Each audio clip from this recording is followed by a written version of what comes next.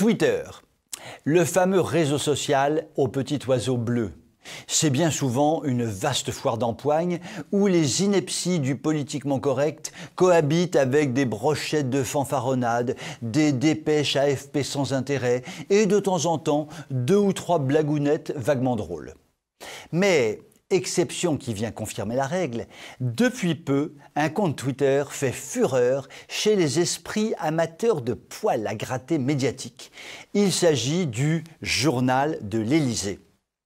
Avec un très joli logo presque officiel, ce faux Journal de l'Élysée s'est fixé pour mission de tourner en dérision la communication pathétique de la présidence de la République française, du gouvernement « tu me casses la tête » et du parti de la République en marche vers le gouffre. Il précise bien la couleur, ce compte est un compte très parodique. On ne saurait être plus clair. Seulement, comme bien souvent la réalité dépasse la fiction, il y a moult et moult lecteurs de Twitter qui prennent la communication du faux journal de l'Élysée pour argent comptant et qui sont persuadés que les déclarations pantalonesques qui y sont publiées sont authentiques tellement qu'elles semblent plus vraies que nature des fois. À tel point que ça commence à chauffer les oreilles des marcheurs officiels et authentiques, ministres comme députés.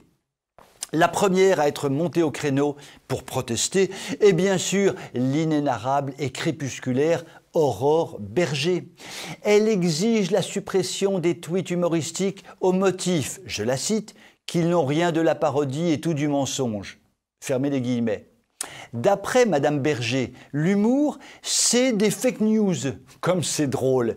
Les mensonges du gouvernement sont tellement vrais. La vérité macroniste est tellement mensongère qu'il devient impossible de distinguer le vrai du faux. Mais c'est la faute à qui ? Le fondateur du vrai faux journal de l'Élysée a répondu avec humour à la crépusculaire Aurore. Ce n'est pas de ma faute si c'est votre communication qui est parodique. Son argumentaire est imparable. Ouvrez les guillemets. Je pars du réel. Et je pousse jusqu'à l'absurde. Si des gens prennent ces citations au premier degré, c'est aux membres de la République en marche de s'interroger. Comment des propos ouvertement parodiques peuvent-ils être confondus avec des éléments de langage d'un parti au pouvoir ? Point d'interrogation, fermez les guillemets. Pour que la confusion soit possible, il doit y avoir une certaine parenté entre les déclarations officielles et le n'importe quoi. Une conclusion s'impose. Nos dirigeants chéris racontent donc à peu près n'importe quoi et ne veulent pas le reconnaître. Ça, on le savait depuis longtemps. Mais une deuxième conclusion s'impose, elle aussi. LREM n'a aucun sens de l'humour. Pas étonnant, dans ces conditions, que l'état de notre pays soit triste à pleurer. Je vous souhaite une très bonne soirée.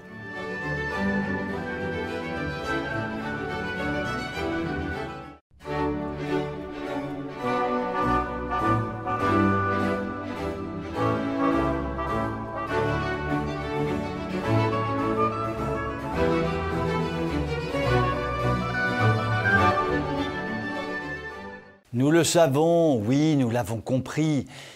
Nous avons beau être complètement demeurés, nous l'avons compris. La race blanche est évidemment responsable de tout ce qui va mal sur la planète. Mais oui, bien sûr. Le système politico-médiatique, s'appuyant sur une série impressionnante d'intellectuels autoproclamés, qui sont aussi intellectuels que je suis grand mamamouchi, l'affirme en permanence. Cela ne peut donc qu'être vrai. D'ailleurs, la famille Traoré le confirme. Cela est donc obligatoirement vrai. Il est donc normal, juste, éducatif que tous les relais possibles et imaginables de la société relaient en permanence ce point fondamental que la race blanche est évidemment responsable de tout ce qui va mal sur la planète. Et Dieu merci, la SNCF n'est pas en reste. Cette auguste société, largement soutenue par le budget de l'État et donc par nos impôts, a apposé dans un nombre important de gares un très grand panneau pour nous donner des conseils essentiels de sécurité. SNCF, gendarmerie, même combat. Sous forme de bande dessinée, nous voyons de dos un méchant cambrioleur en train de pénétrer dans une maison, puis cambrioler cette maison, puis menacer des passants dans la rue. Ce vilain garnement n'est visible que de dos. Heureusement, un homme bien sympathique bloque l'accès à cette rue devenue dangereuse et indique aux passants qu'il faut éviter de passer par là. Tout cela est magnifique, social, éducatif. À la fin de ce charmant reportage, le vilain méchant cambrioleur apparaît de face et bien évidemment son visage est blanc comme neige. Et l'homme bien sympathique et si charitable qui protège son prochain se retourne et il affiche un visage bien évidemment sombre comme l'ébène. Ainsi donc, la très soumise SNCF se soumet avec allégresse à la théorie mondialement martelée que les Blancs sont le danger mondial absolu, heureusement combattu par des non-blancs héroïques. Dans le même genre de soumission, la société L'Oréal n'hésite pas à afficher une jeune femme harcelée par un jeune blanc, en indiquant que plus de 80% des femmes sont harcelées par des blancs naturellement. Oui, c'est désormais scientifiquement prouvé. La race blanche est une catastrophe pour l'humanité. D'ailleurs, une analyse scientifique de la population carcérale en France montre que cette théorie est parfaitement justifiée, puisque plus des 3/4 des prisonniers sont issus de l'immigration, qui, comme chacun sait, ne correspond pas précisément à la population blanche. Ainsi, les vilains méchants blancs en rajoutent une couche dans l'horreur, en emprisonnant les gentils non-blancs, à qui mieux. Ce qui montre une fois de plus, si cela était nécessaire, la nocivité évidente de la race blanche. Heureusement, les multiculturalistes mondialistes ont trouvé la solution. Faire disparaître le plus vite possible la race blanche, notamment par le métissage. Le métissage devient donc un impératif mondial. Et nous, les Blancs franchouillards, racistes et xénophobes, nous devrons nous soumettre à ce mixage, de gré ou de force. Je vous souhaite quand même une très bonne soirée.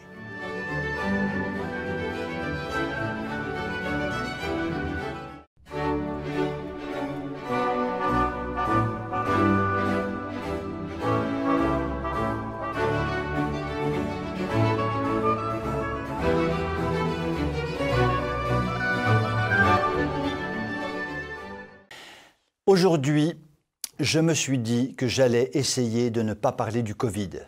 C'est vrai quoi, on a marre à la fin. Covid le matin, Covid à midi, Covid le soir, on dirait l'ordonnance de mon médecin généraliste.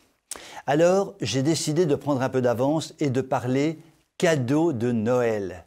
Bon, c'est un peu tôt, me direz-vous, mais je suis un homme prévoyant par nature, et puis après tout, c'est la rentrée et les fournitures scolaires ne vont pas tarder à disparaître des rayons de supermarché pour être remplacées par les guirlandes clignotantes et les sapins en plastique.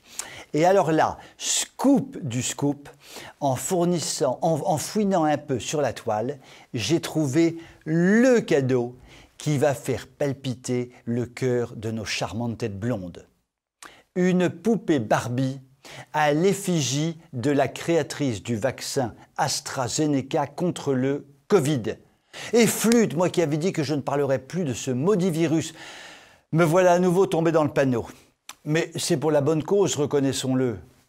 Sarah Gilbert, professeure de vaccinologie à l'université d'Oxford et inventatrice, je crois que c'est comme ça qu'on dit, à moins que ce ne soit inventeuse, du vaccin AstraZeneca, a commencé par être anoblie pour sa découverte par la reine Elisabeth II. Mais bon, l'anoblissement, ça fait un peu old fashion, quoi. Ça fait ancien régime en diable. Et puis ça peut bientôt vous faire couper la tête, des fois que la révolution de 1789 reprendrait des forces et remettrait l'échafaud en service. Donc, il fallait trouver un truc plus dans le vent, quoi, pour honorer la dame. Et c'est là que la célèbre marque Mattel a eu l'idée de génie de dédier l'une de ses célèbres poupées à la chercheuse britannique. Mattel est toujours à la pointe de l'actualité. Il n'y a pas si longtemps, cette société avait imaginé une ravissante poupée mannequin enturbanée avec un hijab. Et c'est ce qui s'appelle aller dans le sens de l'histoire. Il faut comprendre la démarche de la marque. Ne plus se contenter de faire rêver les petites filles avec des poupées qui se contentent d'être belles, mais mettre à l'honneur la diversité, l'inclusion et les personnalités féminines qui font bouger les choses, n'est-ce pas ? Après Sarah Gilbert, j'attends avec impatience la Barbie afghane et sa burqa bleue, grillage assorti. Alors, qui c'est qu'on remercie pour ces idées lumineuses de shopping de Noël? Je vous souhaite une très bonne soirée.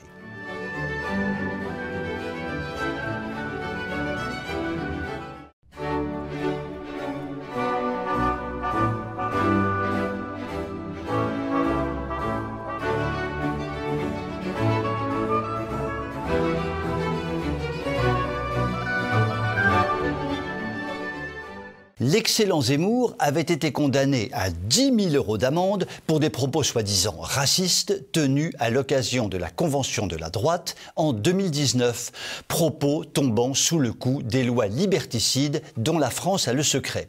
Petit rappel historique, depuis la fin du 19e siècle, très exactement depuis une loi de 1881, il était possible de s'exprimer à peu près librement en France, le code pénal réprimant de son côté les violences manifestes faites à la personne.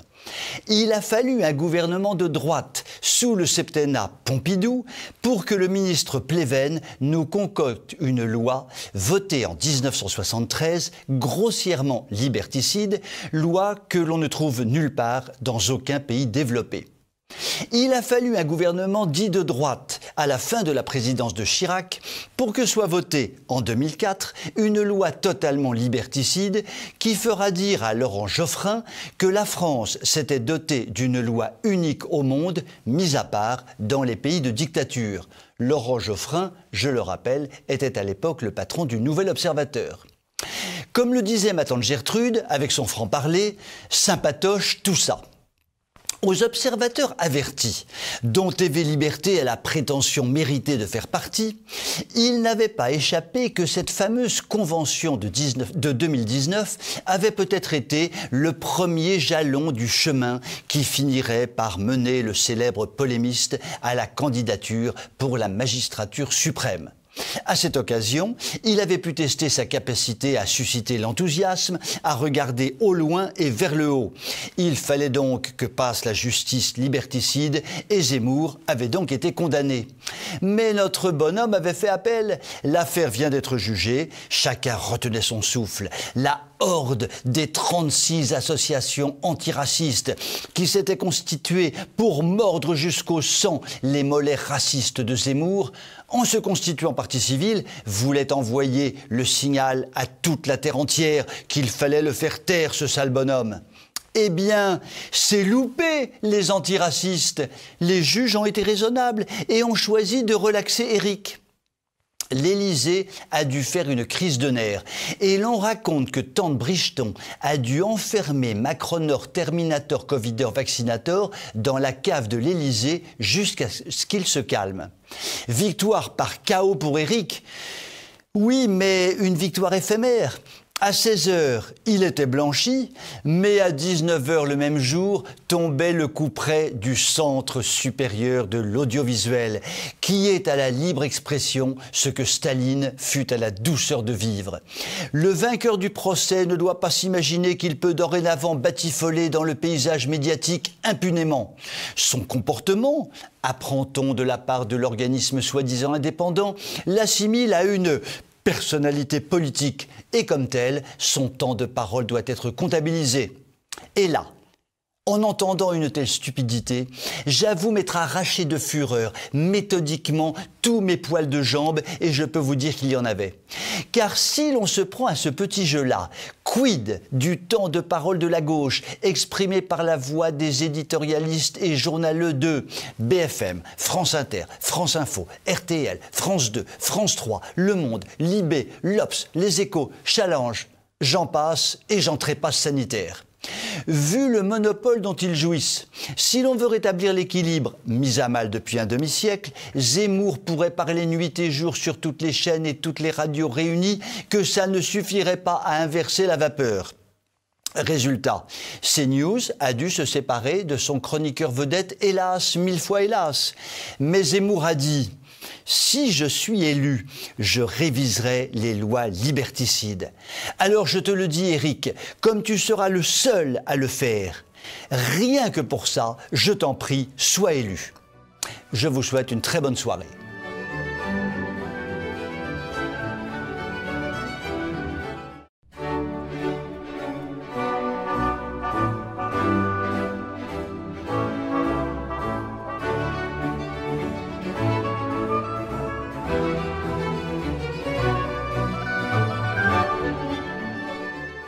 Valérie Pécresse fait partie, si l'on en croit les grands médias, des candidats favoris pour l'élection présidentielle de 2022. Elle pourrait l'emporter aux primaires de la droite en défiant Xavier Bertrand et il paraît qu'elle ferait jeu égal ou à peu près égal avec Emmanuel Macron au second tour. C'est une femme, elle est moderne, elle a claqué à bon moment la porte des Républicains, prouvant par là qu'elle n'était pas une extrémiste, tout en étant capable de faire vibrer tout récemment la corde sensible de la fermeté sur l'immigration, le seul temps d'une campagne électorale, puisqu'elle a su dire le contraire il y a peu. Bref, certains lui donneraient le bon Dieu sans confession. Le bon Dieu, parfois, doit voir rouge, car pour ceux qui s'en souviennent, Pécresse est la bonne dame qui fait la promo du porno à Solidaise en versant à ce festival ignoble des sommes gigantesques. Elle est aussi la bonne dame qui a viré les conservateurs de sa liste régionale après les avoir choyés quand ils étaient utiles pour asseoir sa notoriété.